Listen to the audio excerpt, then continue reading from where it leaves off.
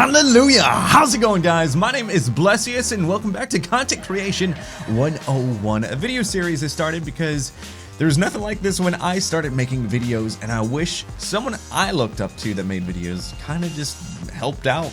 And yeah, this is my way of giving back. And today we're gonna be taking a look at how I personally stream and what I use. Also, a special shout out to Elgato Gaming for sponsoring this video. It's super awesome that they are out there trying to help content creators, and not only that, they're helping me help you guys, so that is freaking awesome. Plus, I've always used Elgato since I started, so I don't know, it only makes sense to me. Now, there are multiple ways that you can go about capturing footage. Like I said, you can capture straight from your PS4 or Xbox One. I think Switch is gonna get that one day for the in-house thing, but I don't think that's gonna be for a long time. But if you're wanting to get notifications on stream, if you're wanting overlays and all that stuff, you gotta have a capture card ready to go to computer, and I'm gonna show you my computer right here.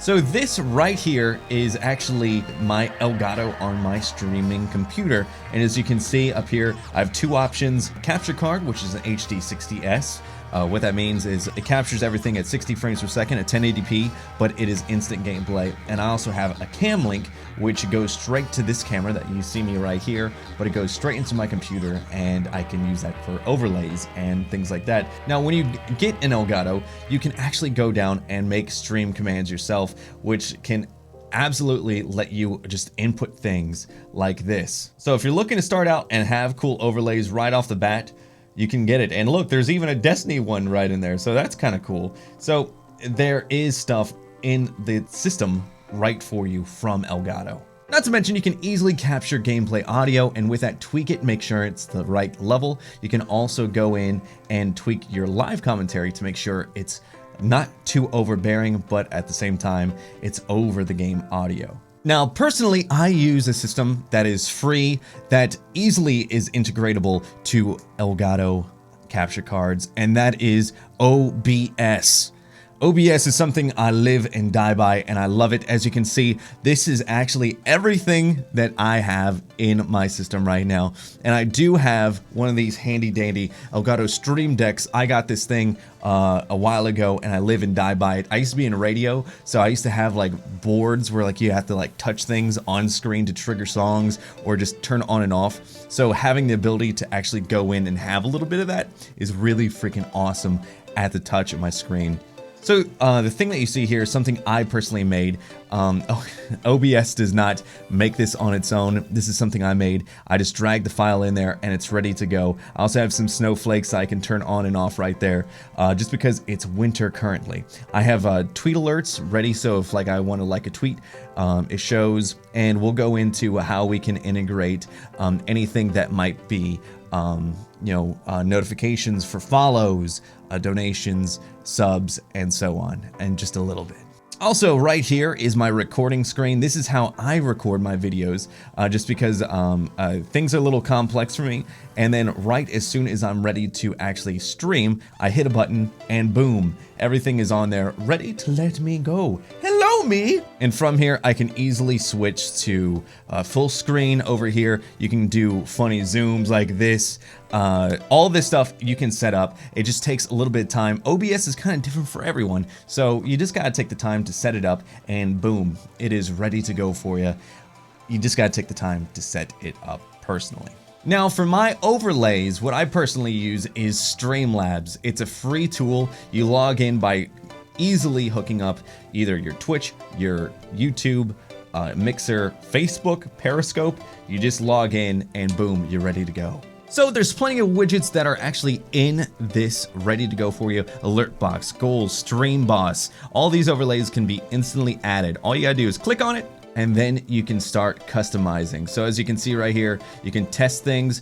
Right now, this is just general settings. You can go in and see your follows. You can upload GIFs. So here's a Holy Taco GIF, and what happens is this translates into that, which is actually pretty cool. So it goes in, you have the GIF, and then it bounces on out. For partners or affiliates, you have access to subscriptions on Twitch or sponsorships on YouTube, and that is the same thing. I have this GIF right here that is green screen that I made in Final Cut, and basically it's the same thing, but you can tweak in how it comes in, like, hey, it's a big fade down, and then you can actually adjust it on OBS how you would like it. So once you have everything that you want from Streamlabs, Stream Elements, Epoxy, it's going to give you a little hyperlink URL. And what you can do is you can take that and put it into whatever you use to stream. You can do it in Elgato, you can do it in OBS, or your favorite streaming device or service. In Elgato, what you do is you find your service that you want, or you can make your own stream overlay. You go to web page and you can paste it right there. In OBS, what you do is you hit add, and then you go to browser source, and then what you do is you just hit OK. We're just going to make this a fake one, and you type it in there, and it'll amazingly just show up over there, usually all ready to go for you, and then it'll be working for you, no problemo. Once it is working, it'll look just like this. You see nothing, and then once it's ready to go, you'll see something. So personally for me, I know that there are a lot of other services that you can do, like Stream Elements or even Epoxy. Ever since I started using Streamlabs, so that's something that I just know from the bottom of my heart pretty well, but feel free to go experiment. I'm definitely not sponsored or anything by Streamlabs. It's just what I personally use while I stream, and it makes it easy peasy for me. Alright, one thing that you might not know is that there are a little bit of settings in OBS that can be a little tricky. So what you have to use is an encoder. So what I have is my actual NVIDIA graphics card that it's actually using as an encoder, or you can use the CPU. The CPUs usually take a little bit more on your computer. I like to use the graphics card. And then rate control. I personally use constant bit rates. What that means is it's going to be constantly firing about 5 megabytes down the wire. In the United States, fiber isn't a thing in a lot of places. So I have Comcast. I get, like, I believe 15 or 20 upload. That equivalates me getting about 5 upload because, well, it's Comcast. So most of the time this will work, but man, that might be a little too high for you. Twitch has a upload limit of rumored 7,000. On YouTube, you can definitely jack this thing up and make it look really pretty, but just beware that you might not be able to have the upload speed from your internet provider. And then these are also my presets to make it so it's not that hard running on my computer, because OBS will drain your computer. Also, special thanks to Elgato for sending me a cam link. I've been dying for one of these bad boys for a long time. Again, what it is, it's capturing the face cam through my HD camera, through its HDMI, and it goes right into this. Before, I used a different USB camera. I never was a big fan of it because it was older, and then I tried to use this. I used my old capture card from Elgato. It had a little bit of delay to it, but now everything is no latency, so the stream is super responsive with chat and everything. So thank you so much, Elgato, for sending me and hooking me up with this. My streams are freaking better for it, and I can't recommend this bad boy enough for your face cams, or if you want to use it for professional things like recording video at churches, or agency usage for video productions. This thing is handy for capturing things right to a screen.